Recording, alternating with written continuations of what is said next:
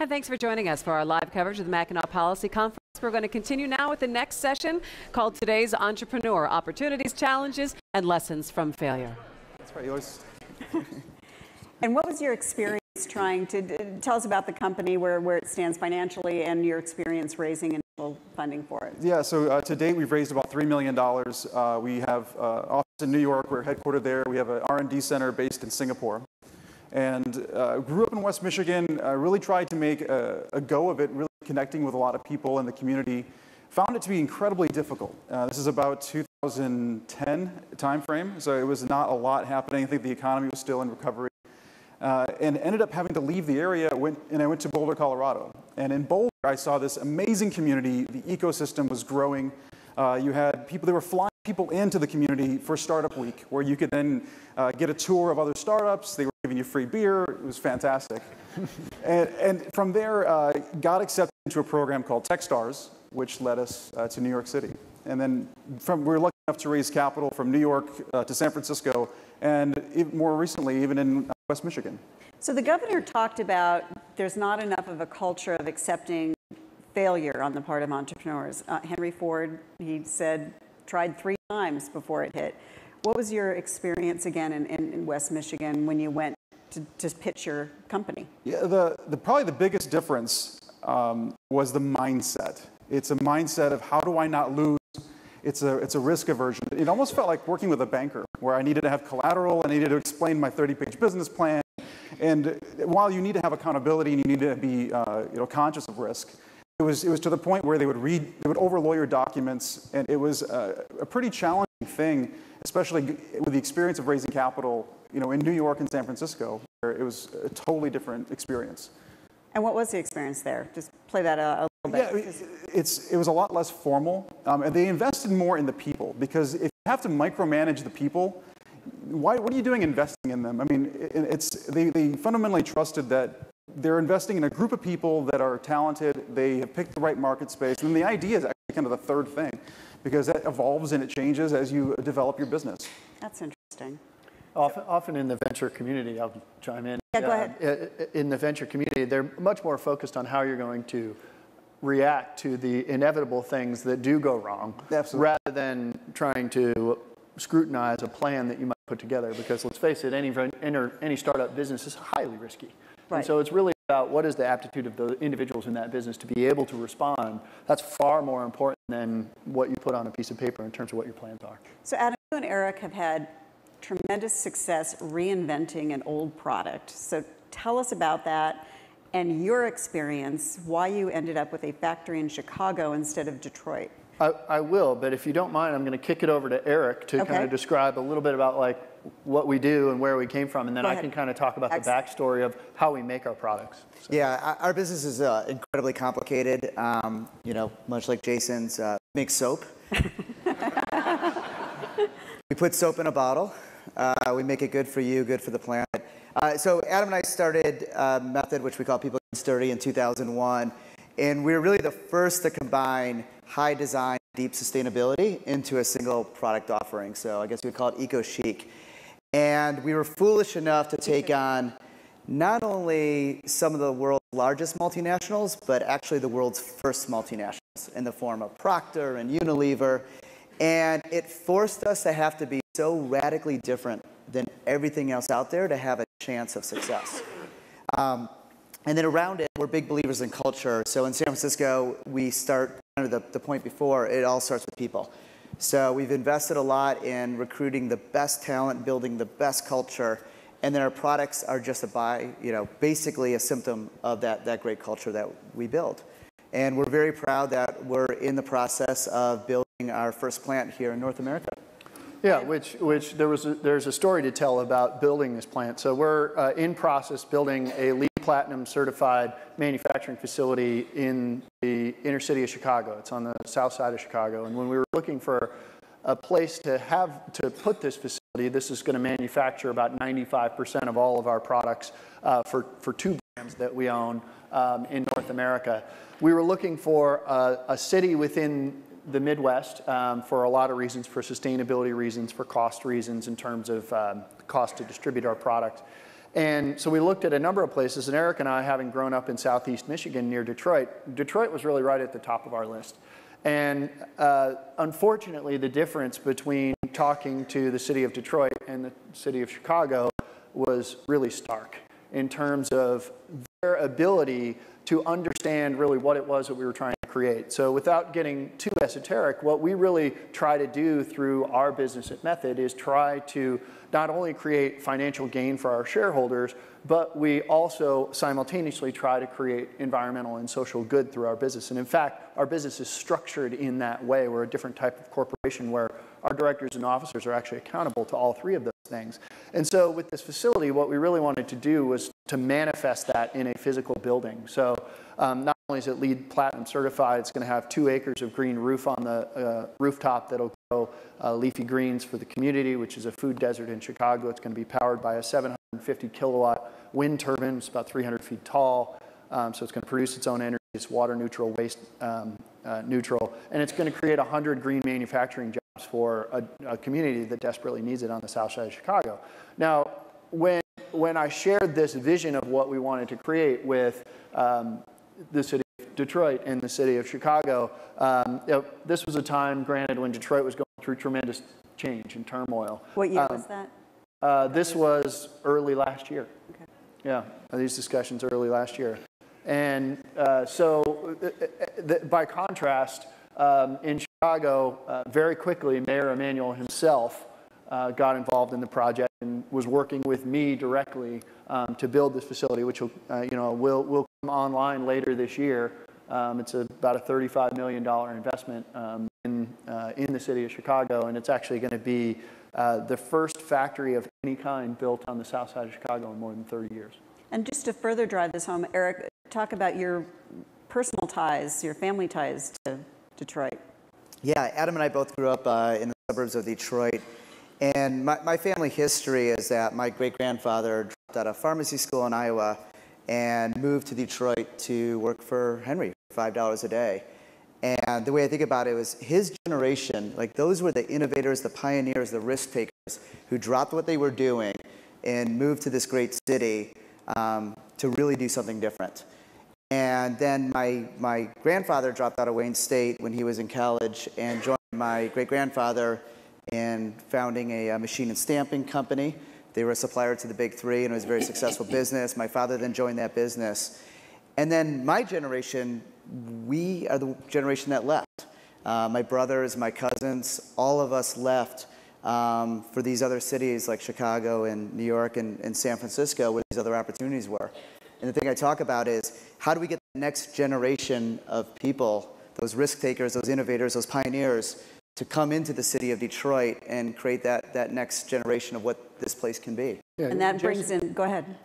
Just Jason mentioned the mindset around raising capital and venture capital and risk. And, I talked about the mindset of people in the public sector about how do we want to create the future of business. And I think that's a lot. I mean, it's a little bit of an esoteric concept, but it's a lot of that stuff that I think that we need to start defining. What does the future of business look like? What does the future of entrepreneurship look like? And then start to build a culture of all of the things that we need in terms of talent and capital and all of the things that entrepreneurs need in order to realize that here in the state of Michigan. And Peter, you run a company that really has a broad view because you deal with a lot of entrepreneurs. So describe your company and describe what it takes to create an ecosystem that attracts successful entrepreneurs. Sure. I mean, in many ways, we're leveraging exactly the change in the landscape that we were just talking about. I've spent 20 years in the Valley, both as a venture investor and also. That would be Silicon Valley, not the San Fernando Valley. The other Valley, yeah. They specialize in a different industry. But what I started to see was the rise of entrepreneurial ecosystems in places like Michigan. And you can spend a lot of time in the Valley right now, and it's probably never been as hot as it is right now in terms of job creation and wealth creation and real estate prices. And it's easy to kind of live in that bubble and think that it's going to be like that forever. And I don't think that is the case. I think what's happening is we've entered a much more distributed era of entrepreneurship where healthy entrepreneurial ecosystems are rising in cities like Detroit, in cities around the world. And then the question becomes how to help those ecosystems thrive and build value over time and get that virtuous cycle going where you have success stories which stimulates more entrepreneurship, more capital. And that's what's happening in the Valley. It's what's been happening in New York and a couple of other venture centers. What we're doing with Startgrid is building a software platform for those entrepreneurial communities that are rising, helping the entrepreneurs at incubators, accelerators, and other programs connect to one another and to the resources that they need to scale their companies, and to try to overcome some of the uneven playing field that still exists between communities like Detroit and places like Silicon Valley. So you do operate, you have a footprint in Michigan? We do. In fact, we've launched a beta in partnership with the Detroit Regional Chamber and a number of incubators and accelerators in Detroit. And really, we came here because I've been really inspired by what's happening in the entrepreneurial community. And in many respects, I think Detroit represents the sort of leading edge of the future of entrepreneurship. So Why? It was the place I wanted to In start. what way? Well, because I think you have an entrepreneurial culture that is more grounded in the community. I think the Valley is still a place that dreams big and creates great innovation, but it's gotten a little bit fast money. And the entrepreneurs I started spending time with in places like Detroit were focused on their company and their mission as an organization, but they were also focused on their community and what it meant to be an entrepreneur building a business in Detroit, what it meant to be part of working with a lot of other folks to spur the recovery of their region, the pride they felt about it. And that motivated me. And we were talking earlier, all of you jump in on this, just the cost of living in San Francisco, for example, or New York has gotten astronomical. There's really a disappearance of the middle class, both in that Valley corridor and in Manhattan. So in a lot of ways, Detroit has a high percentage of engineers, a growing amount of venture capital, though, as the governor said, still not where it should be. And you can buy a home. Can you all speak to that?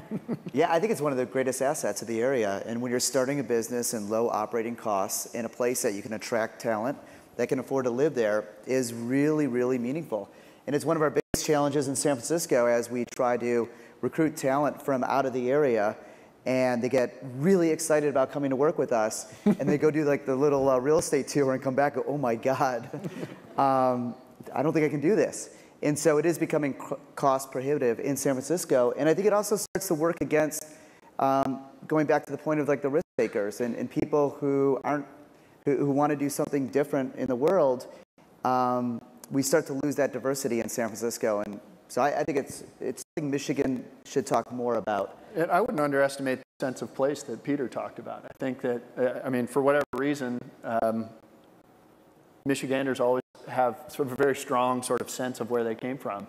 And that's something that can be enormously valuable to a business because it not only creates community broadly, but actually can create cohesiveness within a business. Because, Eric and I think, have proven that if you can differentiate and create a successful business in the world of soap, you can kind of do it anywhere. But the key to our success is really the way we work, the culture that we create. And there's the raw material for great business culture exists, and it's part of what Peter was talking about. And that, I think, is something that can be leveraged for to create the entrepreneurial ecosystem that we're talking about here. Jason, did you have?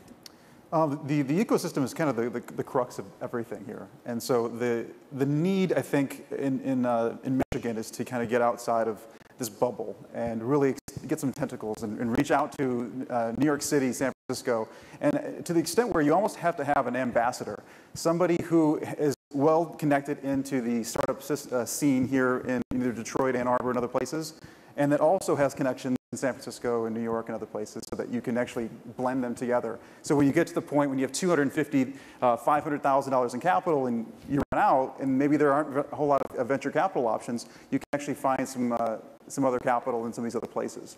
I think that's probably the most important thing when thinking about the ecosystem. You talked about Michigan nice being not necessarily nice. Describe that. So in the United inevitable pace of being an entrepreneur, you talk to a lot of people. And you say, I have this idea. I want to go do this amazing thing that I think will change all these lives. And this is what I want to do. And you'll find somebody, and they'll say, that's really great. You should go talk to this other person.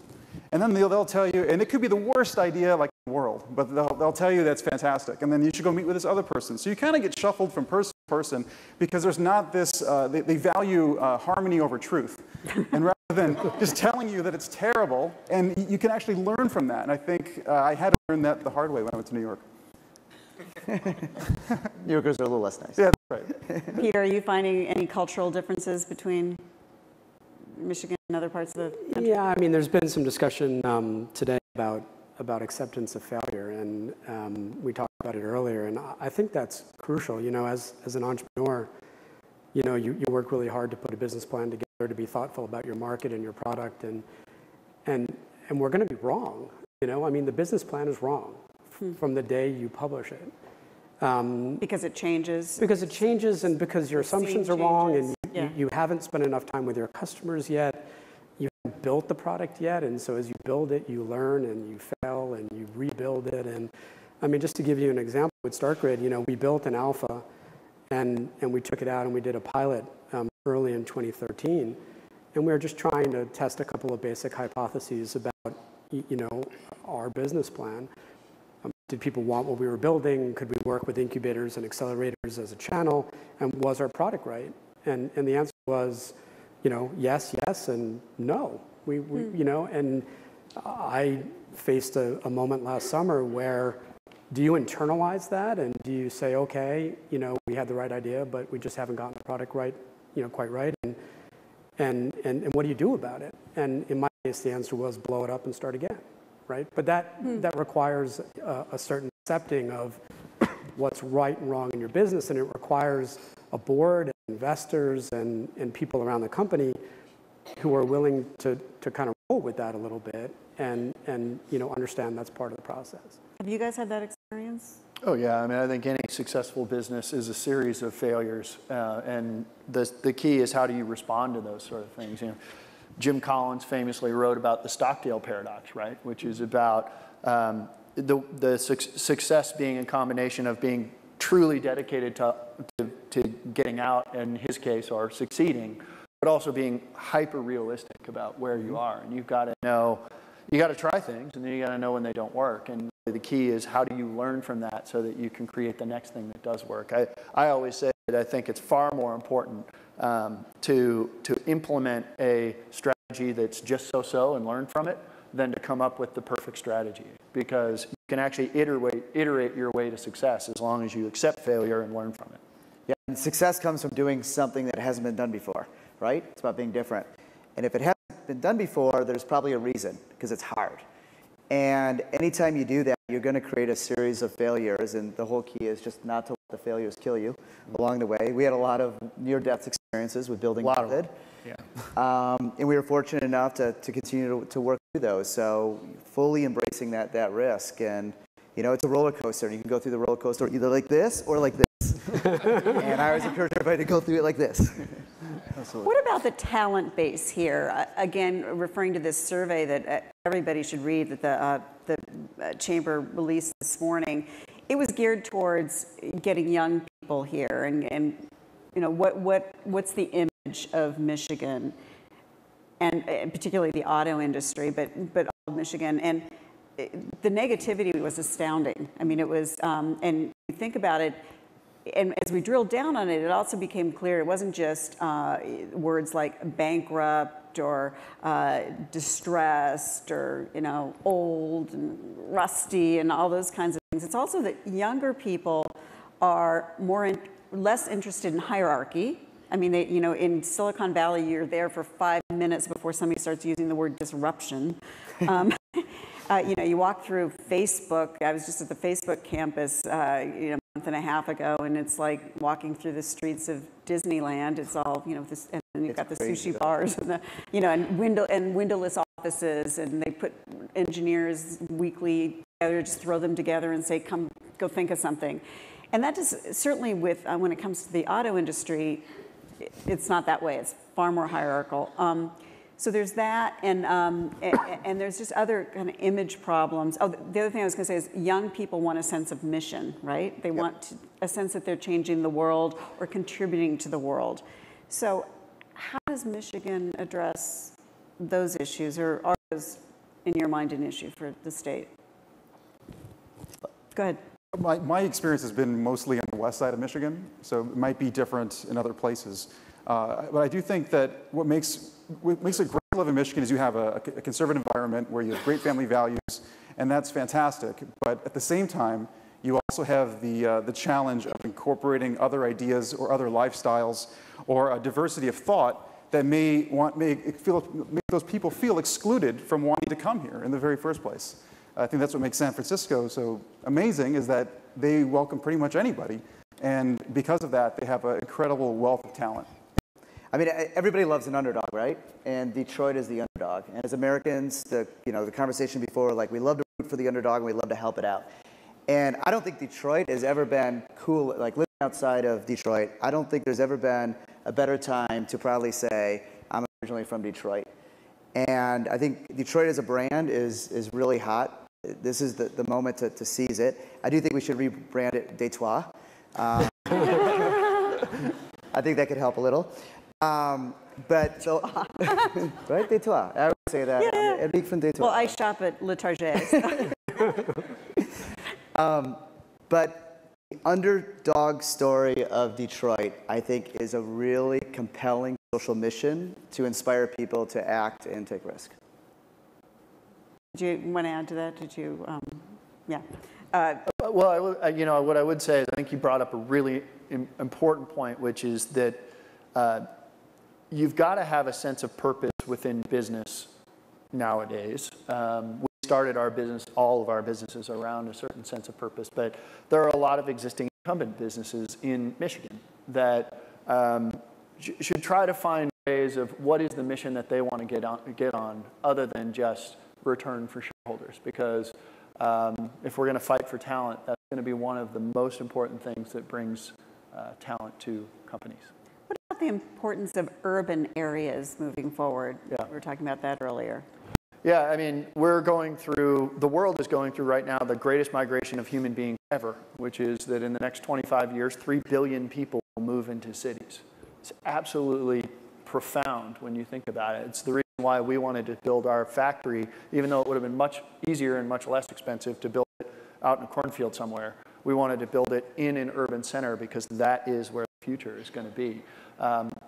It's no secret that younger people, young professionals want to live in urban environments. And so how do we create vibrant urban environments that support the types of ideas that they want to go after, not just in business, but in their personal lives? And I think that having a much more, the more that we can create an open society for those types of ideas, both business and otherwise, I think is only going to accelerate the pace at which people want to move to places like Detroit and say, I can be myself here and do great things here. I don't have to go to one of these places that are sort of known for it.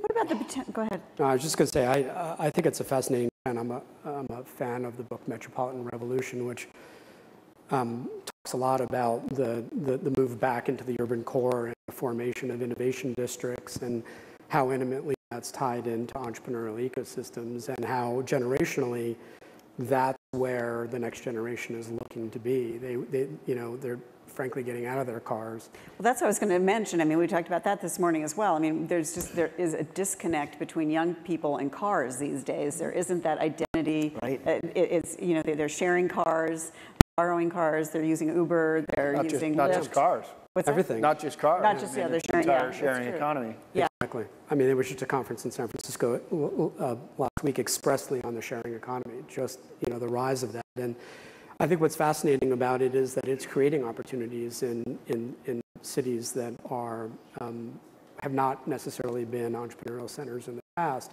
but have the right resources and, frankly, from a funding point of view, from a policy point of view, create that urban core, and the entrepreneurs will follow. In fact, the entire creative class will follow. Would Detroit be?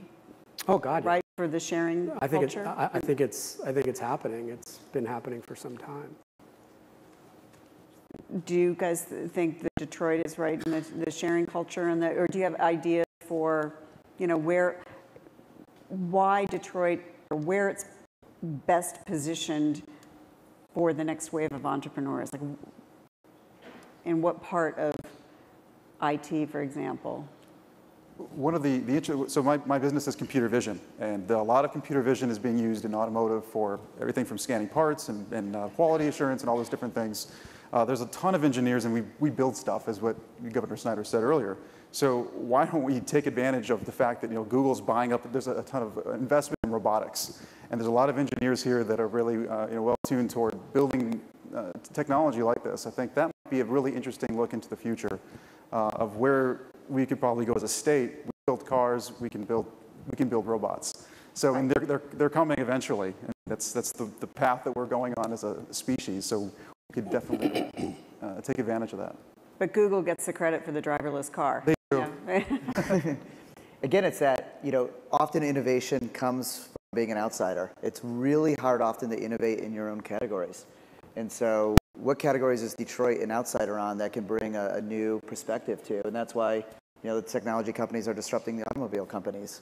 It's why Adam and I came in as outsiders to the world of consumer products. So that's a lot of what I look to Detroit for, is like, what does it have an outside view of that it could go in and change an industry? And also resident knowledge. I mean, this area of the world has been a manufacturing, center for a long, long time, and a lot of that has gone away. It's gone overseas.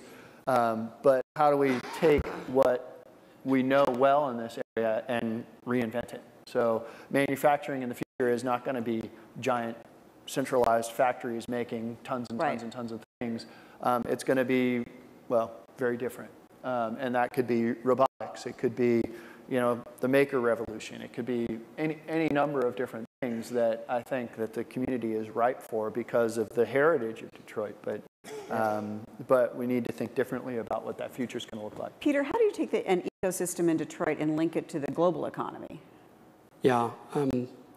Well, that's something we're spending a lot of time focused on, and I think that online networks are one tool for helping entrepreneurial ecosystems that are growing but don't yet have critical mass to connect to one another and ultimately connect to a marketplace. A while back, I worked for a venture capital fund that had investors which were large corporations, and that was a very interesting experience for me because before that, I had a mindset and a thought process about large corporations. They were very NIH, and I think that was probably historically true. It's been fascinating to me over the last 10 or 20 years how that mindset has been shifting toward open innovation, and how large enterprises continue, obviously, to value their internal R&D, but have come to recognize that in order to really be innovative, you have to blend internal R&D with an interface to the entrepreneurial community through corporate venture capital, through increasingly, corporate hackathons and partnering programs, and lots of efforts to try to blend inside and outside innovation. So I think what's interesting about that for entrepreneurs is that there's demand out there looking for entrepreneurs that are, leading the next innovation.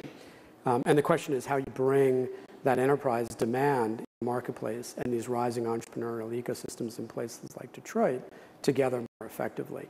And that requires network building. And it's a place where I think, Jason said earlier that, in a lot of emerging ecosystems, you can get the first $250,000 or $500,000, but how do you then connect to the resources to scale all the way? Right. And that's the area where I think the supply chain of company building is still a little broken. How do you? I mean, and let's talk about also tax and policy, government policy. Just go down and have each of you address, if you were governor of Michigan, what would be the highest on your list to attract entrepreneurs? Yeah, well, I happen to be a fan of Governor Snyder and think he's doing a lot of good things. And as a venture capitalist and with him sharing that affliction, we probably have at least some commonality in it too. But there are some entrepreneurs that think that government doesn't have a role to play in entrepreneurship, and they should just stay out of the way. I happen not to believe that. I think that part of building entrepreneurial ecosystems is to create infrastructure for them to sort of grow on. I mean, the entrepreneurial communities ultimately have to support one another and through collaboration, successful entrepreneurs mentoring and providing funding for the next generation and so forth. But to get the cycle going, things like incubation, things like providing matching funds for venture capital to make it more attractive for venture funds to be investing, particularly at an early stage, are places I think that state and federal governments can play a helpful role to kind of get the flywheel going. Adam? Yeah, dangerous question, right? What would you do if you were governor? King. Yeah, I get it. But I guess my advice would be, I've seen how the economic development, redevelopment works in cities now through the building of this facility. And I would say it's not about how much money is available for that, because there's always going to be a limited amount of money. It's really about what is the vision that you want to create? What is the type of city that you want to create in the future? And then define that and start to distribute that vision to people so that you can start to attract the types of companies and the types of entrepreneurs that you want. And then you can connect them to whatever level of resources is available. And I think that for me, the thing I've really learned is it's not so much about how many tax incentives can you get. It's what is the business culture in this place? What are the types of companies that are trying to be attracted here, and why do we want to set up shop here versus other places that that we. It's about Rahm Emanuel stepping up and saying, we want to make a statement, we want you guys here, right?